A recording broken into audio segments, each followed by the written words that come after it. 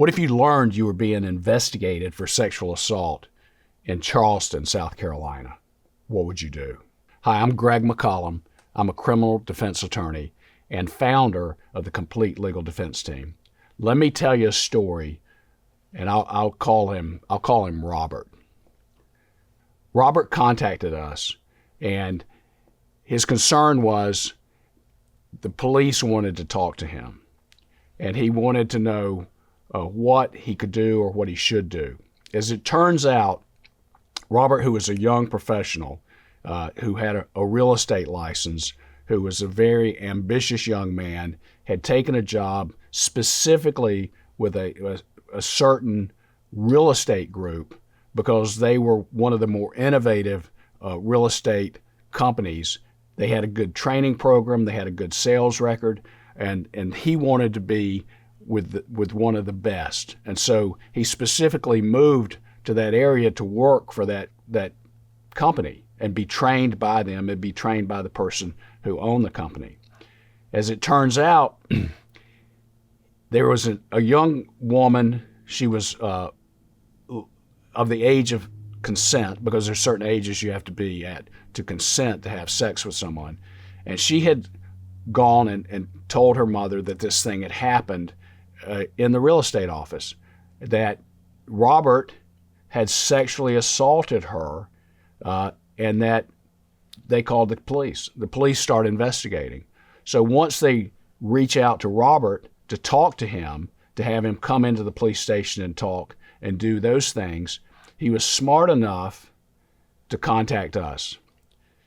Interestingly, when we were talking to him in that situation, because it's a sexual assault charge, I think at the time we only charged $5,000 to handle the pre-arrest part. And what we do in that situation is we talk to the police. We don't let Robert incriminate himself. We find out if an arrest is imminent. In other words, that's one of the things we ask the detective is, do you have a warrant? The other thing we ask them is, if you want to talk to Robert, is that going to change anything? If Robert sits down, usually in our office with a detective, and waives his rights and answers questions, is that going to move the needle? Is that going to change anything? Now, many times the detectives tell us, and these are kind of the buzzwords, well, I've got enough to get a warrant right now, but I'd like to get a statement from him. That usually means that that person is going to be arrested, so there's nothing to be gained from giving a statement. Now, in Robert's situation, they weren't ready to arrest him right then, and I think that was because the allegations were not really sound. I think maybe the detective had some question in the back of his mind and wasn't ready to just run out and get a warrant. Now, for whatever reason, Robert thought that was a lot of money. And while I can sort of understand that in the state of mind that somebody's in, because if you're sitting there minding your own business or you're at work and the police contact you and say, we want to talk to you about something, you're thinking, well, I didn't do anything, so I'm sure, I guess, but then you need to get some legal advice. But we see it differently because we've seen this so many times. And most people who are being investigated for sexual assault, at least in our jurisdictions, they're going to be arrested, almost all of them. And so what happens when you hire us is that we get in between you and the police. We get in between Robert and the police. We also are saying that if he's going to be arrested, let us know, and you won't have to go track him down. We'll bring him to the jail. He will come under his own power. He will sit there. He'll be ready to go into jail, which there's a protocol for that, because you can't take your computer and your phone and all this stuff. You can't have a pocket knife in your pocket. You don't even need keys or anything. You want to go in there with next to nothing, maybe a driver's license and no wallet. And then the process is smooth. You're going to spend the night in jail, and then we'll be there at your bond hearing the next day, tell the judge, one, you surrendered, you have a lawyer, You're not a flight risk, and we can explain all that to control the conditions of bond. Because in that situation, if the judge doesn't hear from us or hear from a lawyer saying these things, bonds typically are higher. If somebody's charged with sexual assault, the judge doesn't know anything about the allegations, but you're charged with rape. So what are they going to do? They're going to set a high bond. They may put you under house arrest. They put you on what's called a GPS monitor, which you pay for, so they can monitor you where you go, and you have to check in and do these things. So if we're there in that situation, a lot of that is avoided because of the things we're able to explain to the judge in a bond hearing, which literally takes about 5 minutes because they're having bond hearings, for 30 people. So in this situation, thankfully, Robert came around. Now, Robert, was a young professional. He had a lot to lose. He had a lot riding on it. And so if he gets arrested and charged with a sexual assault, just from experience, most reputable companies, if not all, I would say all, are going to fire you.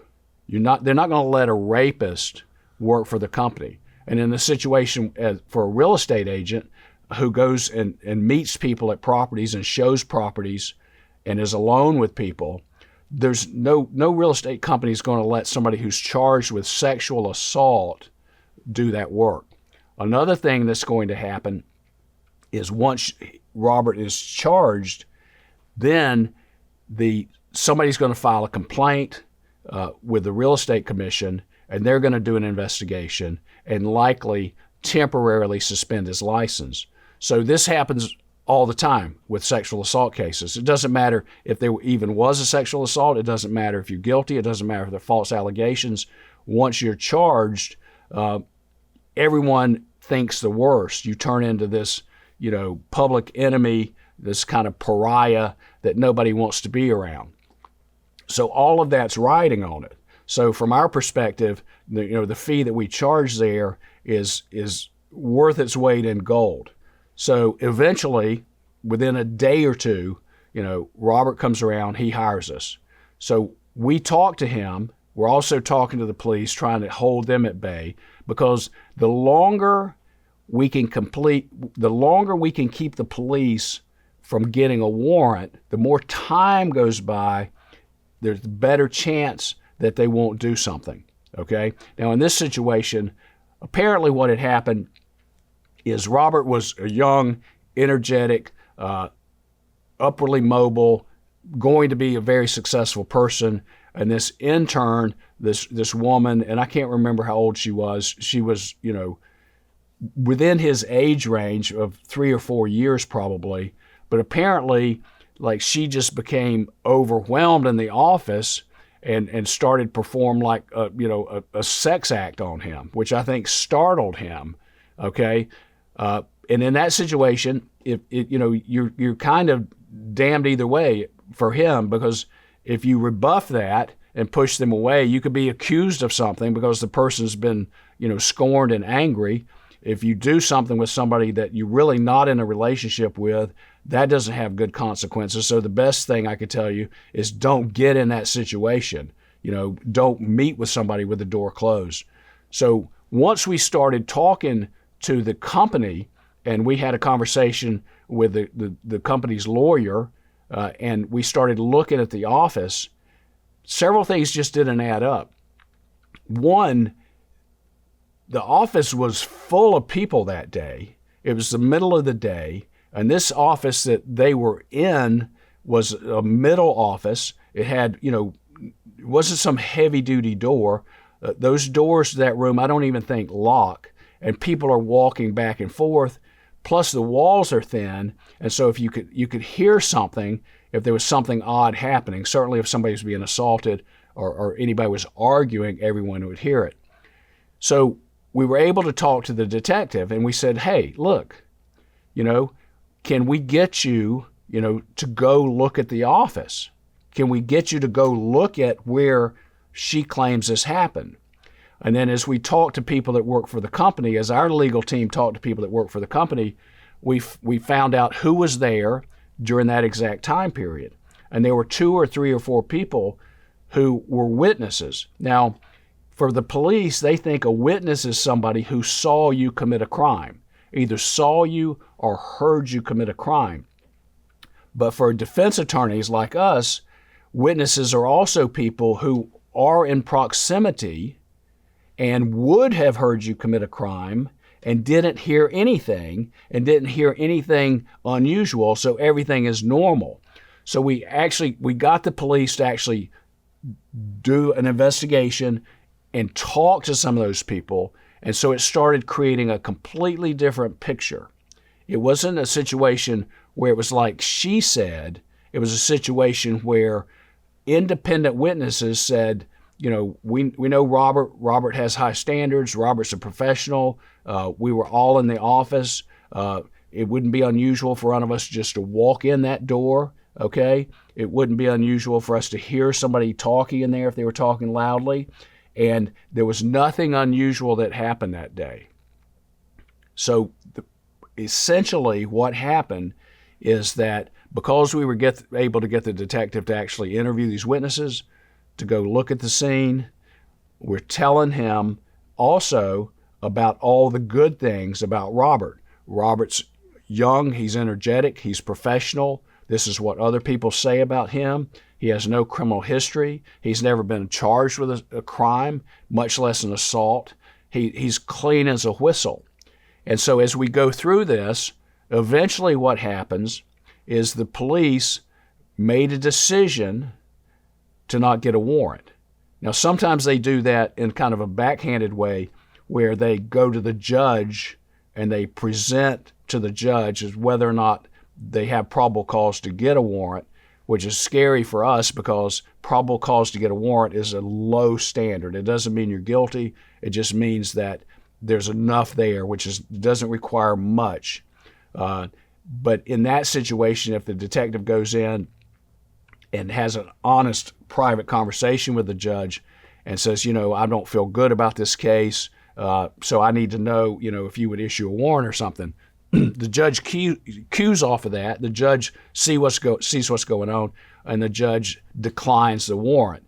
In that situation, then the police officer can go back to the alleged victim, go back to the alleged victim's mother. In this situation, I think the mother and maybe another family member were really pushing this. If I remember correctly, I think perhaps they'd even put stuff on social media, calling Robert a rapist and this sort of thing. And then we see that now, and then that puts pressure on the police. So thankfully, the detective did a good investigation. No warrant was issued, and so that was the end of it. So instead of Robert hiring us and paying us, $30,000 to $50,000 to $80,000 to defend him on a sexual assault case, which would have been pending for probably 2 years in our jurisdiction, could be longer, all right? And in that period of time, he would have probably lost his real estate license, not had a job, and be trying to fend for himself and pay us, which is the situation that people get in. So this was one that turned out well. It worked out well. I'm sure if you would have had an opportunity to talk to Robert, he would say in hindsight, that was the best money he'd ever spent. If you're being investigated for something, if you're being investigated for a sexual assault, it's very important. Contact us, talk to us, hire us to do the preliminary part, which costs 10 times less than the legal fees if you're arrested and charged. It could change everything. It could be the difference between somebody making $50,000 to $150,000 a year. You could literally lose $300,000 in income while your case is pending, and then you're going into a bad situation. At that point, everyone thinks you're guilty. You're circling the drain, and your life's coming apart until we're able to resolve your case. So if you need help, contact us at the Complete Legal Defense Team. You can find us at CompleteLegalDefenseTeam.com. Call us. We have intake people. We have paralegals. They will talk to you, find out what you need, get back with you, and talk to you some more and explain to you what we can do. So don't be shy about contacting us if you're being arrested or if you're being investigated for a sexual assault. The complete legal defense team, and we defend the accused who have a lot to lose. So if you have a lot to lose, especially if you've never been arrested before, contact us at the complete legal defense team.